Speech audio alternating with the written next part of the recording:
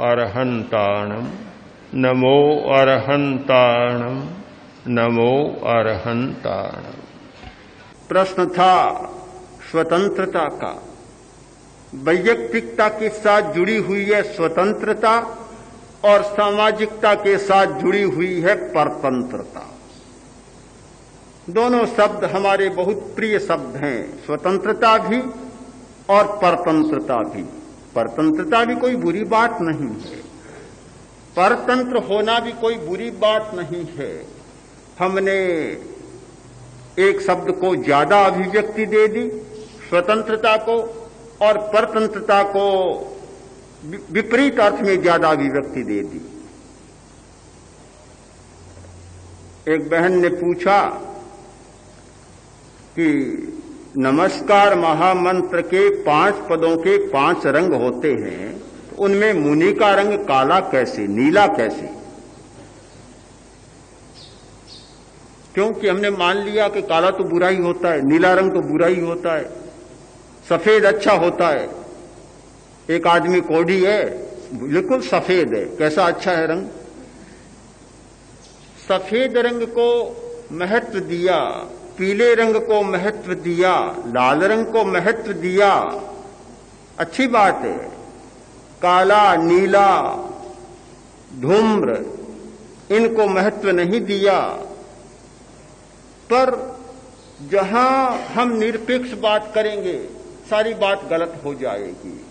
सफेद रंग अच्छा भी होता है, बुरा भी होता है, प्रशस्त और अप्रशस्त दोनों होता है। नीला रंग बुरा भी होता है, अच्छा भी होता है। नीला रंग कोई खराब ही नहीं होता, बहुत अच्छा होता है। काला रंग खराब कहां होता है, बहुत अच्छा होता है। जैसे ही सर्दी का मौसम आता है, हर आदमी काला बन जाता है। वह इस बात को जानता है कि काले रंग में अवशोषण की क्षमता है, कि बाहर से जो भी आता है उसे रोक देता है, भीतर तक नहीं जाने देता। ये काले रंग की प्रकृति है, उसमें क्षमता है। इसीलिए सर्दी में काला कोट, काला सूट, सब काले ही काले बन जाते हैं। न्यायालय में देखें, न्यायाधीश काले कपड़े पहन कर जाता है, वकील काले कोट पहन कर जाते हैं, काले कपड़े पहन कर जाते हैं। काले रंग में क्षमता है कि वह प्रभावों से बचा सकता है, कि दूसरे का प्रभाव भीतर तक न पहुंचे। ये रंग भी बड़े प्रतीक होते हैं, हमारी भावना के प्रतीक होते हैं, हमारे आचार और व्यवहार के प्रतीक होते हैं। रंगों का चुनाव ऐसे ही नहीं होता, बड़ी गहराई के साथ रंगों का चुनाव होता है। जजों और वकीलों के पोशाक का चुनाव किया गया, काले रंग का चुनाव किया गया। बहुत अर्थवान बात है कि एक न्यायाधीश को प्रभावित नहीं होना चाहिए, प्रभाव से बचना चाहिए। एक न्यायालय का वातावरण प्रभाव मुक्त होना चाहिए। काले रंग का चुनाव किया गया, लाल रंग का चुनाव नहीं किया गया। अगर न्यायाधीश लाल रंग के कपड़े पहनकर बैठता तो दूसरे की बात कम सुनता और उत्तेजना के साथ अपनी बात ही ज्यादा सुनानी पसंद करता। इतना उत्तेजित हो जाता कि फिर बेचारे वकील तो खड़े ही रहते, उसकी उत्तेजना को ही सुनते। फिर लाल का चुनाव नहीं किया जा सकता, पीले का चुनाव भी नहीं किया जा सकता। अपने कहावत है कि लाल पीला हो गया। कोई नहीं कहता कि गुस्से में आ गया, सीधा कहा जाता है लाल पीला हो गया। क्या करूं, मैंने तो थोड़ी सी बात कही, वह तो लाल पीला हो गया। लाल रंग भी बड़ा उत्तेजना लाने वाला है और पीला रंग भी उत्तेजना, दोनों गर्म रंग है।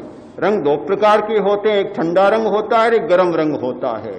नीला रंग ठंडा होता है, लाल रंग और पीला रंग गर्म रंग होते हैं।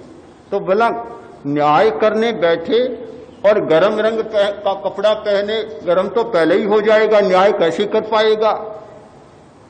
काले का चुनाव किया गया। ये सब बहुत समझदारी के साथ होते हैं, समझदारी के साथ चलते हैं। तो शब्दों के चुनाव में भी ऐसा ही हुआ कि हमने परतंत्र होने को तो सर्वथा बुरा मान लिया और स्वतंत्र होने को सर्वथा अच्छा मान लिया। फिर न भूलें इस नियम को, अंतर्दृष्टि से किया गया कोई भी निर्णय सही नहीं होता।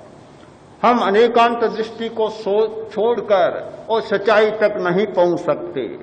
अनेकांत का निर्णय यह है कि स्वतंत्रता अच्छी भी है और बुरी भी है, परतंत्रता अच्छी भी है और बुरी भी है। हमने सुना था कि जब हिंदुस्तान आजाद हुआ तो लोगों ने स्वतंत्रता के भी बड़े विचित्र अर्थ किए कि income tax officer income tax लेने की बात करता है तो व्यापारी कहता है मैं नहीं दूंगा। अरे भी क्यों नहीं दोगे? कि मेरा देश आजाद हो गया, स्वतंत्र हो गया, अब हम किस लिए इनकम टैक्स चुकाएं? किसान से वसूली करनी है, किसान कहता है मैं भी नहीं दूंगा क्योंकि आजाद हो गया हूं, अब किस लिए दूं? एक आदमी ने फिर जंग कसा। बात तो ये हो गई, एक आदमी सड़क पर जाकर बैठ गया, उधर से ट्रक आया, उसने कहा कि रास्ता रोककर सड़क पर बीच में क्यों बैठे हो? आजाद है मेरा देश, बैठ सकता हूं, स्वतंत्र हूं। उसने कहा बड़ी अच्छी बात है, तो मैं भी आजाद हूं, ट्रक चलाने के लिए चला सकता हूं तुम्हारी तरफ से। तो स्वतंत्रता भी कोई अच्छी ही नहीं होती, स्वतंत्रता के भी कई अर्थ हो जाते। परतंत्रता भी कोई बुरी नहीं होती। एक बच्चा यदि माता पिता के परतंत्र नहीं होता, यानी दूसरे के तंत्र में नहीं चलता है, तो बच्चा बिगड़ जाता है।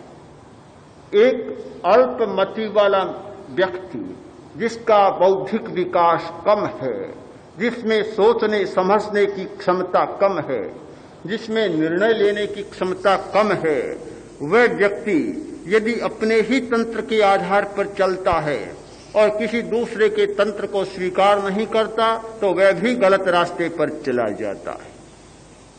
अपना तंत्र और दूसरे का तंत्र भी बहुत आवश्यक होता है। अनुशासन दूसरे के तंत्र से जुड़ा हुआ है। कभी स्वीकार मत करो कि भी मेरा ही तंत्र चले, एक सीमा तक तुम्हारा तंत्र चले तो एक सीमा तक दूसरे का भी तंत्र चले। जहां आवश्यक हो वहां तुम्हारा तंत्र और जहां आवश्यक हो वहां दूसरे का तंत्र। विद्यार्थी अध्यापक के तंत्र को मानकर चलता है, शिष्य गुरु के तंत्र को मानकर चलता है, तब तो ठीक बात है। शिष्य के मन में भावना जाग जाए कि मैं गुरु बन जाऊं, विद्यार्थी के मन में भावना जाग जाए कि अध्यापक की कुर्सी पर बैठ जाऊं। हो सकती है भावना तो, पर बैठ जाएगा तो अर्थ क्या होगा? शिष्य कभी गुरु नहीं बन सकता, यानी गुरुता प्राप्त किए बिना। और विद्यार्थी अध्यापक की कुर्सी पर बैठकर कोई काम नहीं कर सकता। पहले तंत्र को लेना होता है और फिर तंत्र देना होता है। स्वतंत्रता वास्तव में परतंत्रता की एक निष्पत्ति है। ये एक परिणाम है कि जो व्यक्ति परतंत्र में रहा है वही व्यक्ति सही अर्थ में स्वतंत्र हो सकता है। मुझे एक बात याद आती है अपने जीवन की कि हम लोग जब आचार्यवर के पास पढ़ते थे तो आचार्यवर एक बात कहा करते थे कि देखो अभी तुम मेरे अनुशासन में रहो, मैं जो कहूं करो, अपनी मनचाही बात मत करो, किसी से बातें मत करो, समय को व्यर्थ ही मत गमाओ। अगर मेरी बात 5-7 वर्ष तुम मान लोगे तो फिर इतने स्वतंत्र हो जाओगे कि जीवन भर जो चाहो सो करो, तुम्हें टोकने वाला रोकने वाला कोई नहीं होगा। और अभी मेरी बात नहीं मानोगे तो जीवन भर इतने परतंत्र रहोगे कि जीवन भर कोई न कोई तुम्हारे पर रहेगा और कहता ही रहेगा कि ये मत करो, ऐसा मत करो, तुमने ठीक नहीं किया। ये रोका टोकी जीवन भर चलेगी। एक बहुत महत्वपूर्ण बात थी कि जो व्यक्ति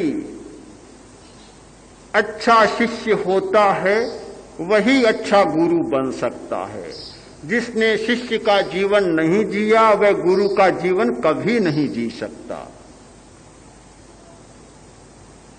तो परतंत्रता कोई बुरी बात नहीं है।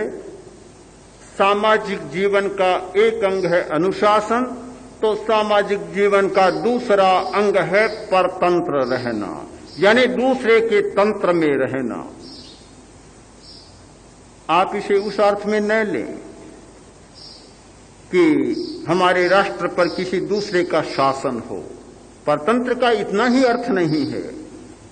परतंत्र का अर्थ है कि जिसकी क्षमता विकसित नहीं है, जितनी क्षमता विकसित नहीं है, उस क्षमता को पाने के लिए दूसरे के तंत्र को स्वीकार करना। क्या आज भी नहीं हो रहा है? ऐसा हो रहा है। सैकड़ों सैकड़ों विद्यार्थी अध्ययन के लिए अमेरिका जाते हैं, जर्मनी में जाते हैं, फ्रांस में जाते हैं, वहां के यहां आते हैं। विद्यार्थियों का आदान प्रदान हो रहा है। क्यों हो रहा है? कि जो टेक्निक वहां विकसित है, जो कला वहां विकसित है, यहां नहीं है, उसे सीखने के लिए विद्यार्थी वहां जाता। इसका मतलब कि परतंत्र में जा रहा है। और जो बात वहां नहीं है यहां है, सीखने के लिए यहां रहा है। हर किसी आदमी को दूसरे के तंत्र में जाना ही होता है, क्योंकि हर बात हर व्यक्ति में विकसित नहीं होती, हर बात हर राष्ट्र और देश में विकसित नहीं होती। प्राचीन काल में धर्म संप्रदायों में एक उपसंपदा चलती थी। जैसे जैन शासन में भी उपसंपदा का एक वर्णन आता है। उपसंपदा एक संघ और दूसरा संघ। एक संघ का साधु जब देखता कि मेरे संघ में मैं जो चाहता हूं उस विद्या को पढ़ाने वाला कोई नहीं, तब वह गुरु के पास जाता और जाकर कहता, गुरुदेव मैं ये विद्या पढ़ना चाहता हूं, अपने संग में कोई पढ़ाने वाला नहीं है, आप मुझे स्वीकृति दें कि मैं एक बार इस संघ को छोड़कर और उस संघ में जाकर उपसंपन्न होऊं, वहां से पढ़कर फिर आपके पास में आ जाऊं। गुरु उसे स्वीकृति देते और वह दूसरे संघ में चला जाता, वहां की उपसंपदा को स्वीकार करता, उनका शिष्य बनकर रहता, अध्ययन करता और अध्ययन करने के बाद फिर अपने गढ़ में लौट आता। ये तो होना ही पड़ता है। विशेषता को उपलब्ध करने के लिए ऐसा करना ही होता है। तो सामाजिकता का एक लक्षण होता है अनुशासन और परतंत्रता।